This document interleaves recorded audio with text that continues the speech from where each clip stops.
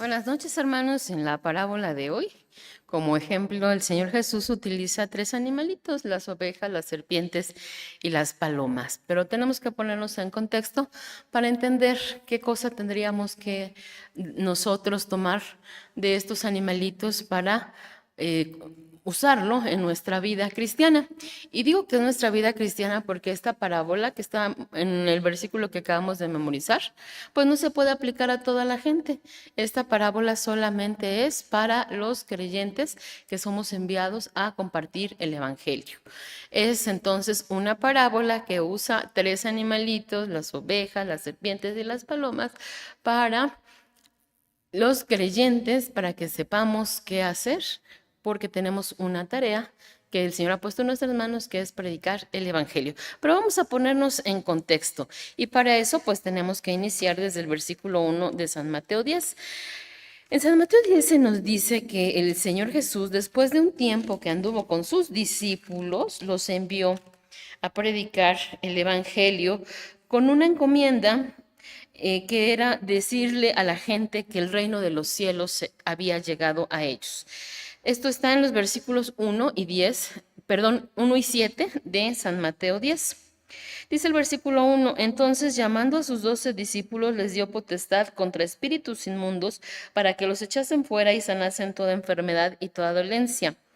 Versículo 7: y yendo predicar, diciendo el reino de los cielos se ha acercado. Y nos vamos a ir también al 8, dice: sanad enfermos, limpiad leprosos, resucitad muertos, echad fuera demonios, de gracia recibisteis, dad de gracia.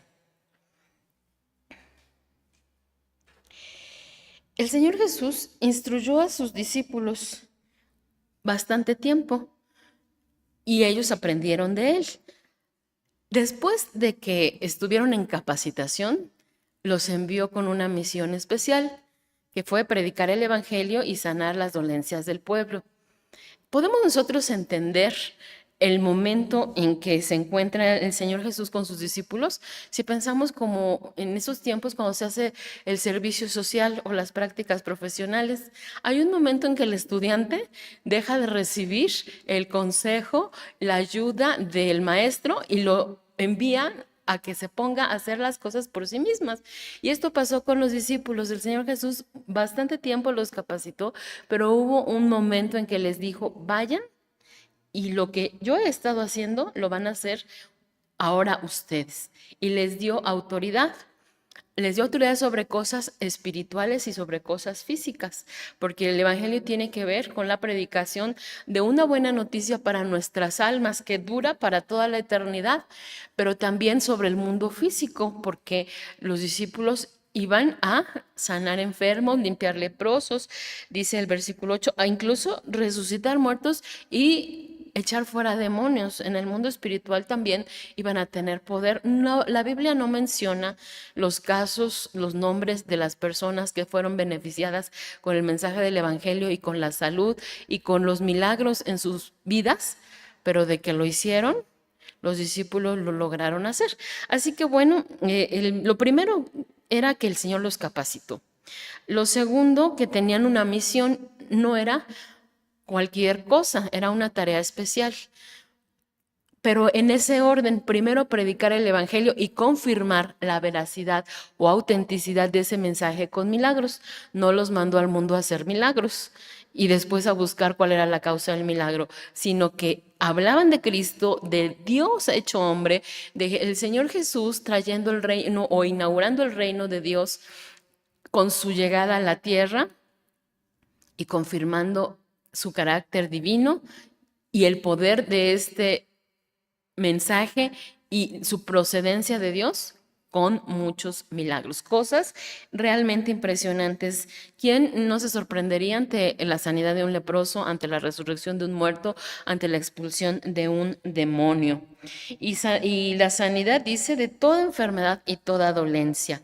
Estaban facultados con poder, con autoridad de Dios para hacer estas cosas, para cambiar radicalmente la situación de una persona, tanto en lo espiritual como en lo físico. Y pues habían estado ya mucho tiempo con el Señor Jesús, que los había capacitado. y ahora los estaba facultando para realizar esta tarea. No solo los facultó y capacitó, sino que les dio recomendaciones. ¿Y cómo se sentirían los discípulos en ese momento? Porque pasajes paralelos en Marcos y en Lucas nos dice que los envió de dos en dos. Y cuando uno empieza a hacer sus prácticas o empieza a realizar su trabajo, ya sin el auxilio de un jefe, aunque sí con su supervisión, pues se siente a veces inseguro, se siente nervioso, se siente ansioso. Imagínense que el Señor Jesús nos diera esa potestad que dio a sus discípulos y pues lo primero que se ve probado es nuestra fe y diríamos nosotros, ¿de veras podré? Pero el Señor Jesús ya los había preparado y les dio poder de lo alto siendo Dios. Y sabían qué hacer, pero les da recomendaciones. Y antes de la recomendación que tiene que ver con las ovejas, las serpientes y las palomas, les da ciertas cosas que les iban a ayudar en ese momento de nerviosismo, de incertidumbre, porque pues se iban de viaje, de gira misionera de dos en dos, dice la Biblia.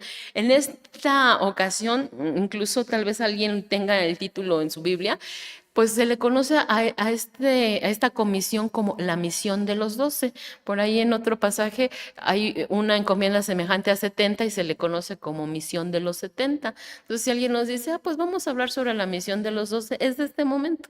Bueno, el Señor Jesús envía a sus discípulos a predicar el Evangelio, a sanar las dolencias del pueblo, de dos en dos, y les da la autoridad divina para poder realizar esta tarea. Y bueno, las recomendaciones son las siguientes. Vamos a una por una. Bueno, el pasaje nos refiere quiénes serán esos discípulos ya en vías de graduarse para considerarse apóstoles y nos dan los nombres y las recomendaciones empiezan en el versículo 6. Mas id antes a las ovejas perdidas de la casa de Israel. Esas recomendaciones, vale la pena decir antes de que empecemos a desarrollarlas, que también son para nosotros, porque nosotros somos enviados al mundo con esa misma encomienda, predicar el Evangelio. Y bueno, aquí hay prioridades. En el versículo 6 el Señor Jesús les dice, mas id antes a las ovejas perdidas de la casa de Israel. Un versículo antes, el Señor Jesús les dijo, no vayan por el camino de los gentiles y no entren en ciudades de samaritanos. Esto quiere decir que estaba prohibido para ellos predicarle a los gentiles o a los samaritanos.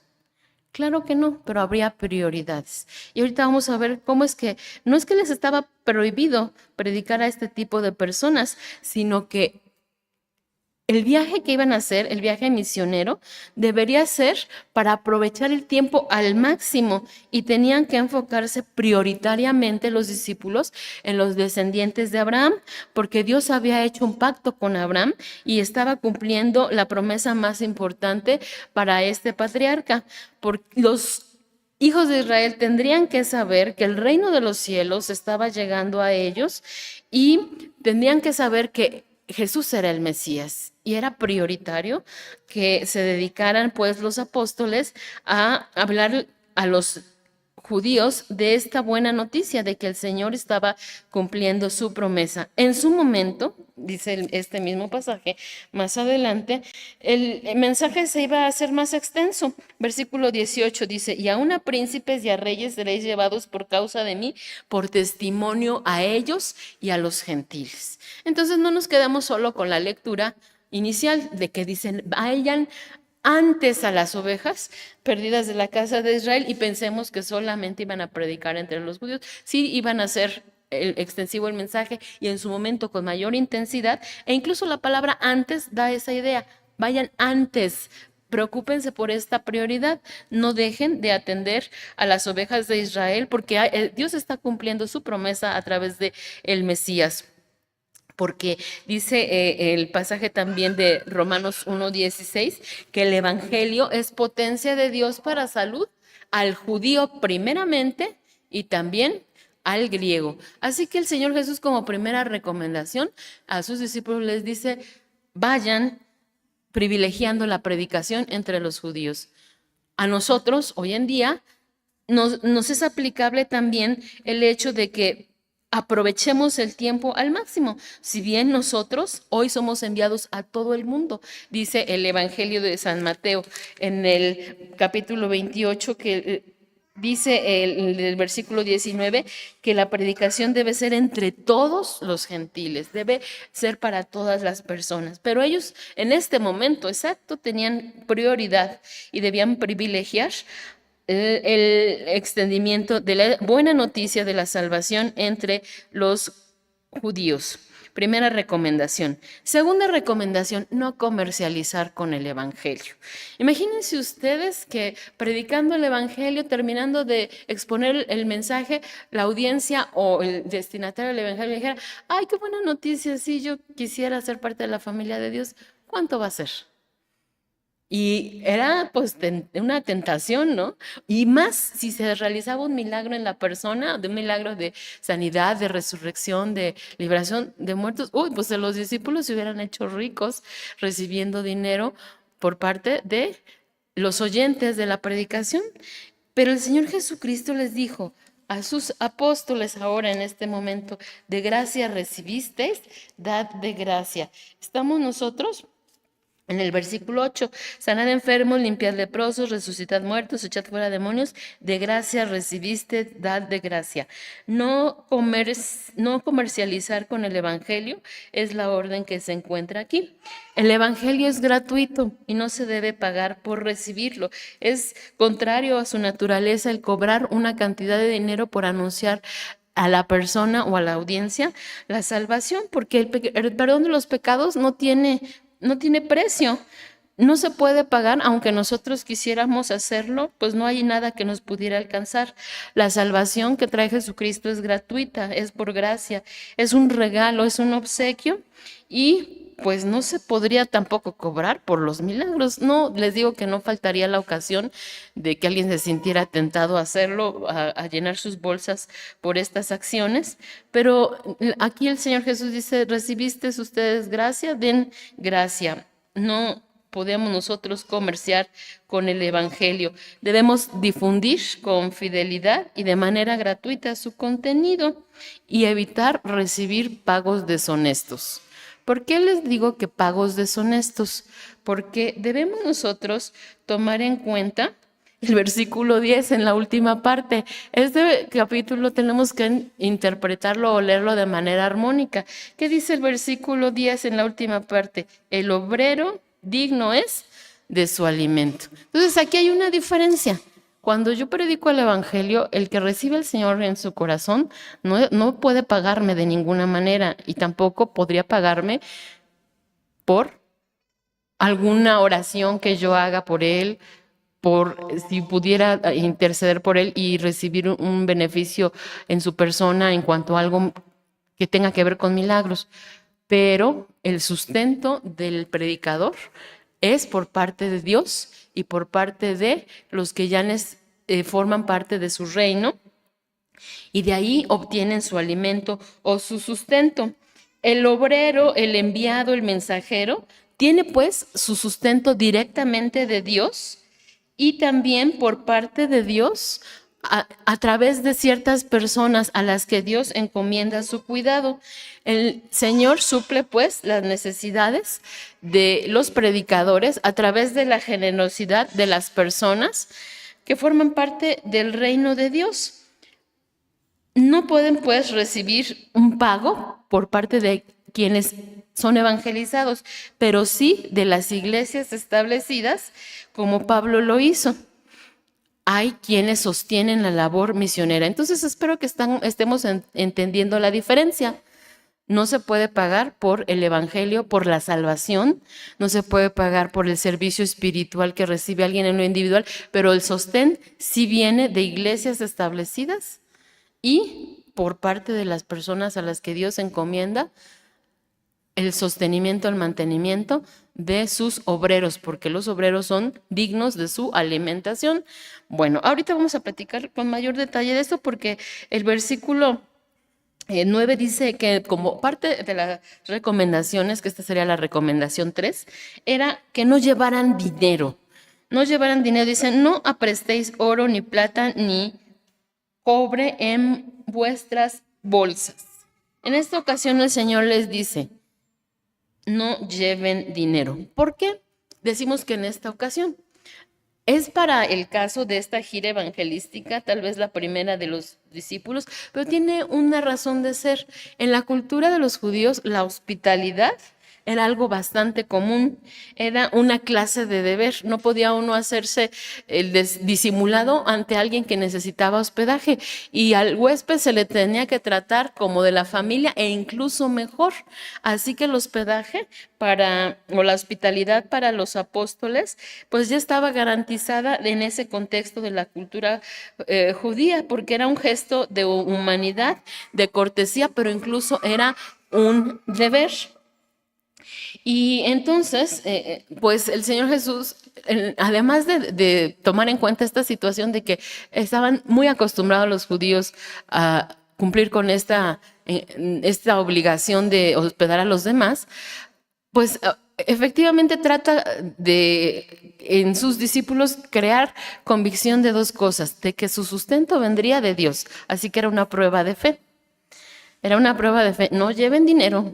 Quien los va a sostener y socorrer va a ser Dios. Pero ¿por qué decimos que era una prueba de fe? Porque los seres humanos tendemos a sentir seguridad con el dinero. Si traemos unos pesos en la bolsa, nos sentimos mucho mejor o más seguros o más confiados que si no tenemos nada. Si tenemos nosotros propiedades o posesiones materiales, pues tendemos a sentir esa seguridad que nos da el dinero. Pero para ellos, en este momento, su tarea, su labor, requería encomendarse a Dios por completo, y estaban siendo ellos probados en su fe y tenían que confiar en que la provisión para ellos vendría directamente de Dios, que los tomaría bajo su cuidado, ya sea de forma, pues en este caso, a través de algún hogar que los hospedara, o para correr el tiempo, las iglesias serían las que sostendrían la labor misionera, y pues Dios los tomaría bajo su cuidado de alguna o de otra forma, atendiendo sus necesidades bajo las personas que Él tocara para que fueran generosas y tomaran a su cargo las necesidades de los obreros. Hoy en día, pues la provisión de Dios para sus hijos es una realidad, y por supuesto, a veces tiene momentos de prueba. Como los discípulos, nuestra fe es probada para ver en quién confiamos, si en Dios o en nuestro dinero o en lo que hay en nuestros bolsillos o en nuestros recursos. De nuevo, la provisión viene de Dios, está asegurada por Dios, pero sí es común que se encuentre sujeta a momentos de prueba. Sin embargo, Dios nunca deja abandonados a sus hijos, y mucho menos los deja en indigencia. Y conocemos muchos testimonios en ese sentido, ¿no? Que cuando está uno ya con la necesidad a más no poder, es cuando llega de manera milagrosa, de manera inexplicable, la provisión de Dios, y en ese momento Dios se glorifica en una necesidad por la que nosotros atravesamos, y nosotros comprobamos su amor, su generosidad, su provisión. Cuarta recomendación: no lleves una mochila o maleta. Dice el versículo 10, ni alforja para el camino. Eso es alforja, una mochila o maleta. Tiene que ver también con que llevemos en nuestra mochila algo que nos puede servir o que podemos necesitar. Aquí estamos hablando de que Dios iba a proveer para todas las necesidades de los apóstoles mientras ellos se dedicaran a la predicación del evangelio. Pero ¿qué hace también una mochila con nosotros? Una mochila es estorbosa. Si nos subimos al camión con la mochila, pues no faltará la persona a la que ya empujamos o el espacio que nos resta. Entonces, también quiere como que darnos a entender que no llevemos cosas que nos estorban, como una maleta, o que nos puede estar generando distracciones o preocupaciones inconvenientes. Cuando llevamos la mochila, pues nos vamos fijando que no empujemos a alguien, que no ocupe un espacio que no está permitido. Cuando llevamos una mochila, nos vamos cuidando de que no nos la vayan a abrir y nos la vayan a dejar vacía.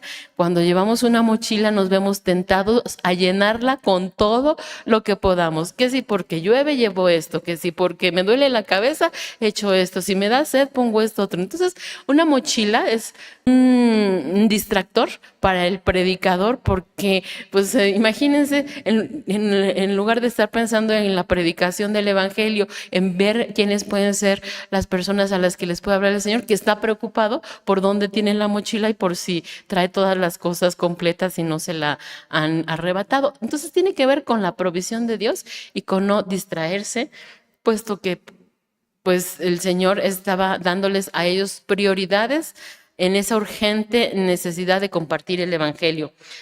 Quinta recomendación: no llevar ropa doble, zapatos de repuesto, bastón o cualquier cosa que pudiera darles a ellos seguridad o garantizarles su sobrevivencia. De nuevo, estarían bajo el cuidado de Dios y esto era más que suficiente. El Señor Jesús les dice: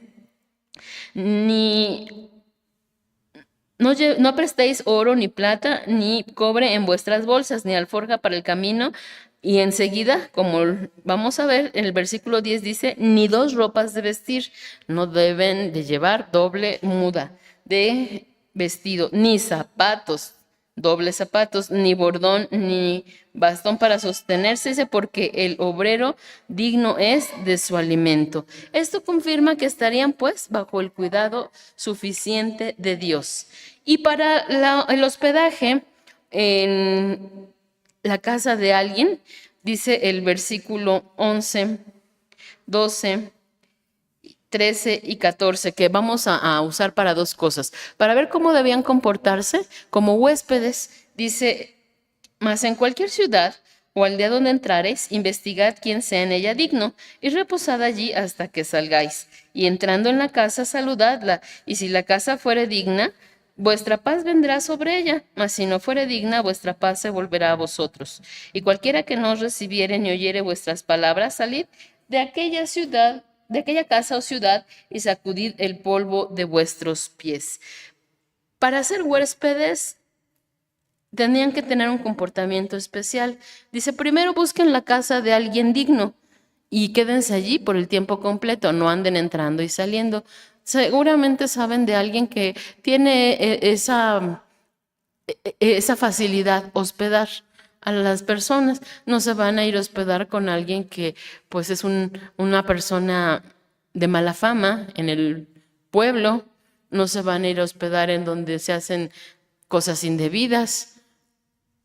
Vayan y busquen a una persona que pues sepan ustedes que tiene buena reputación y que tiene buena disposición, y no anden entrando y saliendo, no causen molestias de más, quédense allí, busquen a alguien digno, dice, y de inicio a fin permanezcan en esa casa, y cuando lleguen, saluden, y bueno, el saludo de los judíos pues es un saludo completo, no es como el de nosotros, a veces mera formalidad, sino es un saludo en donde hay un deseo de bendición, de prosperidad, de bienestar espiritual y también material. Es desear que la bendición de Dios se derrame en la persona o en el hogar de manera amplia, en lo material, en lo espiritual. Es un deseo de bendición, de prosperidad y de bienestar. Y a eso se refiere el que se le deseara paz. Incluso recordemos que entre los judíos el saludo es ese, ¿no? Shalom, paz. Que reciban esa bendición de Dios con la amplitud que les acabo de mencionar. Y además, pues como huéspedes, tendrían que tener un comportamiento ejemplar, el que corresponde a un huésped que es mensajero de Dios. Tenían que comportarse pues de una manera correcta. ¿Qué podemos decir? Pues que deberían consumir todos los alimentos, no podían llevarse las cosas de la casa, no podrían dejar de contribuir a recoger su lugar donde comieron o donde se acostaron. Entonces, fuera de las reglas de urbanidad, su comportamiento debía ser como el de un huésped, que es un mensajero de Dios. Ujú. Y el versículo 14 ya nos traslada a nuestra parábola de hoy. Dice, y cualquiera que no os recibiere ni oyere vuestras palabras, salid de aquella casa o ciudad y sacudid el polvo de vuestros pies. Versículo 15, de cierto os digo que el castigo será más tolerable a la tierra de los de Sodoma y de los de Gomorra en el día del juicio que aquella ciudad. No todos iban a recibir de buena gana a los apóstoles, no porque se tratara de gente sencilla o gente no capacitada o gente pues con poca simpatía, sino a causa del mensaje que llevaban. A nadie nos gusta que nos digan eres pecador, estos son tus errores, arrepiéntete y entrégale tu vida a Dios. Deja de hacer lo que a ti te agrada por hacer lo que Dios pide y date cuenta de tu estado, de tu situación respecto de Dios, de todas las cosas que has hecho y que le desagradan a Él.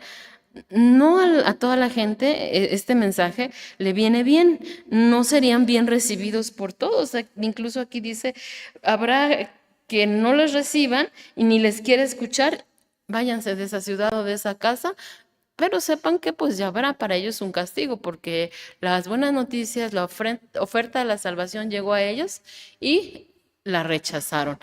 En este contexto es cuando se usa el ejemplo de las ovejitas, de las serpientes y de las palomas. El Señor Jesús les dice, como memorizamos, que los apóstoles eran enviados como a ovejas en medio de lobos. Sed pues prudentes como serpientes y sencillos como palomas. ¿Qué vamos a tomar de estos animalitos como ejemplo para esas recomendaciones que el Señor dio a sus apóstoles al enviarlos a predicar el Evangelio? La primera es una advertencia. Dice, serán enviados o son enviados como a ovejas en medio de lobos.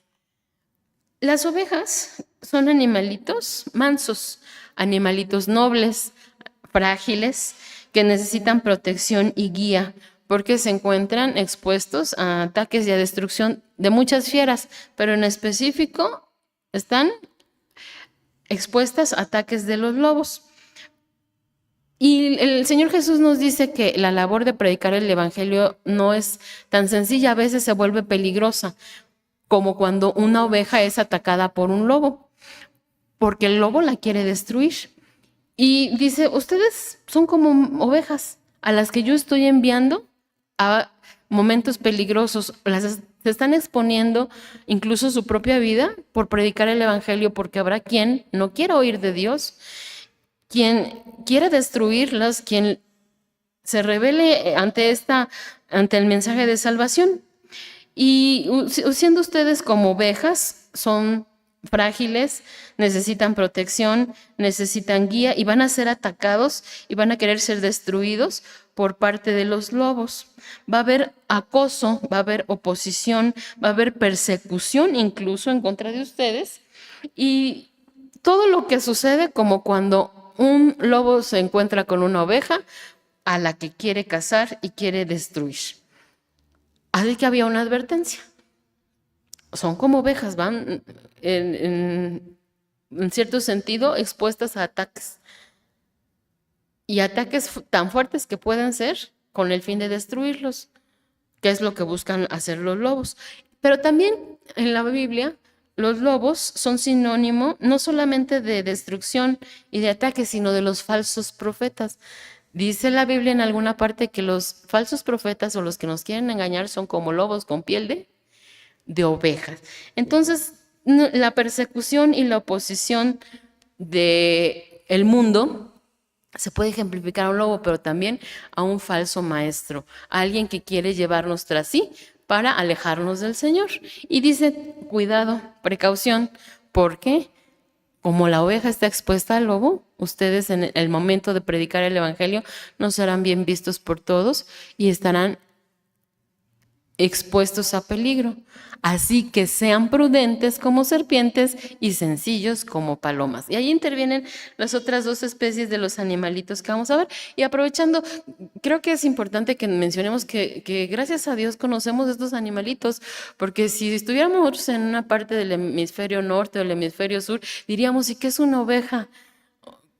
¿Qué es qué es una paloma? No sé, porque no sé si ustedes han pensado en ello. Gracias a Dios sabemos que son las granadas, los higos, la vid. Lo que habla la escritura lo conocemos y son especies tanto de plantas, de animales familiares para nosotros por la parte del mundo en donde vivimos.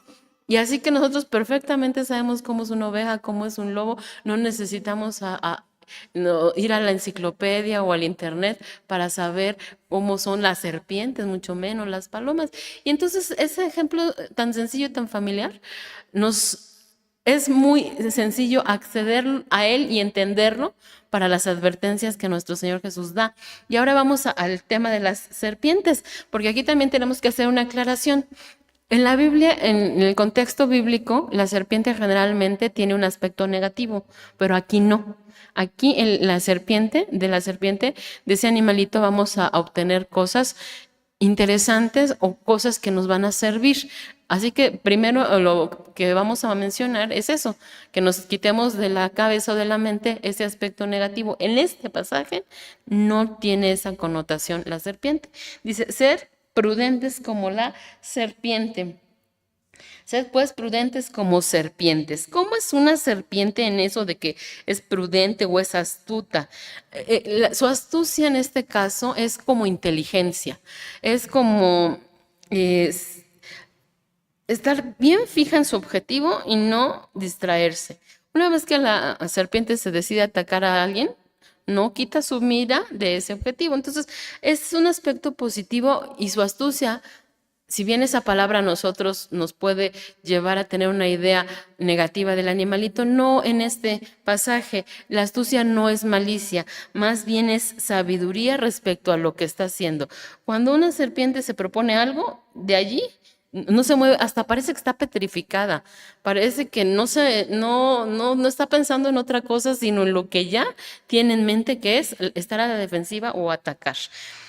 Así que el ejemplo en este caso es tener sabiduría respecto a lo que se está haciendo, es actuar correctamente de acuerdo a las circunstancias, disponer las acciones de manera que se consigan los fines propuestos.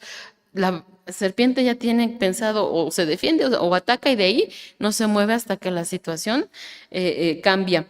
Así que debe uno estar alerta como las serpientes, no descuidarse ni distraerse de su objetivo y mucho menos perder de vista lo que se tiene o lo que se busca hacer. Esta conducta la podemos ver perfectamente en el Señor Jesús, esa prudencia, esa sabiduría, ese saber cómo comportarse, saber qué decir, qué hacer con toda prudencia. Pero cuando le decían, oye Señor, ¿y tus discípulos no pagan los impuestos? Con toda prudencia sabía qué contestar. Y cuando el Señor Jesús se veía en peligro, dice, subió a la fiesta de manera secreta. Tomaba decisiones correctas, sabía qué cosas hacer porque tenía bien claro el objetivo y no se dejaba llevar por las circunstancias, no se dejaba llevar por las emociones o la pasión o el temor, no. Él tenía esa prudencia, esa consistencia, esa sabiduría, ese juicio despejado para actuar de manera conveniente y de manera ordenada para lograr sus objetivos. Y ahí, cuando se le surgió un problema, cuando encontraba oposición, crítica, malicia, o se encontraba ante una situación en donde se le tendía una trampa, él reaccionaba sabiamente. Así que ese es el fin de utilizar a la serpiente como ejemplo. Sean prudentes como las serpientes. No habla de malicia, habla de sabiduría, de consistencia, de tenacidad, de no distraerse, de no descuidarse. Y por último, en ese mundo de riesgos, de peligros, no solamente sean prudentes como las serpientes, sean sencillos como palomas. Y pensemos en una paloma, también las tenemos muy a la mano. ¿Cómo son las palomas? Son de un ánimo quieto. ¿Ustedes han visto una paloma inquieta, revoloteando, nerviosa, no sé? Realmente el ánimo de las palomas es un ánimo quieto, tienen un espíritu pacífico y agradable. Las palomas reflejan inocencia, tienen un porte delicado, a diferencia de otros animalitos. tienen ese porte y se caracterizan por su sencillez, por su humildad, porque tienen un aspecto hermoso, porque son tranquilas, porque tienen un carácter sereno, apacible. Incluso su gorjeo también es así como que apacible, como sereno, y nos generan en nosotros ternura. Pero algo que sí tenemos seguro es que son el símbolo de la paz y de la benevolencia. Universalmente es conocido que la paloma es el símbolo de la paz y del bien, cuando le deseas a alguien al bien, y del amor. Por eso en los papeles de envoltura de regalos de boda vienen palomas, o en las bodas los adornos son palomitas unidas por un pico. Las palomas, pues, son unos animalitos de un espíritu tranquilo, apacible, pacífico, de un aspecto hermoso, de una personalidad bonita. Y eso es lo que el Señor Jesús les dice: sean sencillos como palomas. Van investidos de poder de lo alto. Van con un mensaje muy importante, pero sean sencillos con palomas, con ese espíritu pacífico, con ese espíritu agradable, con esa benevolencia, con esa sencillez, con esa inocencia, ese ánimo quieto, ese porte delicado de una paloma. Porque el mensaje que llevan es precisamente eso, de paz, de reconciliación, agradable, de benevolencia. Y bueno, con esto terminamos el estudio de esta pequeñísima parábola. El Señor Jesús nos llama a sus hijos a predicar el Evangelio. Nos da el poder de hacerlo, porque Él está a través del Evangelio buscando el bien de la humanidad, llevarnos con Él para la eternidad, dándonos el perdón gratuito de nuestros pecados. Pero este mensaje, que es un regalo de Dios, no es aceptado por todos. Y a nosotros nos corresponde no llenarnos de pánico, sino ser prudentes, ser sencillos y estar conscientes de los riesgos que implica la predicación del Evangelio, pero también de que nosotros tendremos el poder, la provisión de Dios, su gracia, su bendición, su ayuda, su dirección y sus recomendaciones para que su obra sea prosperada. Esto pues nos anima y que sea útil para nuestra vida cristiana. Amén.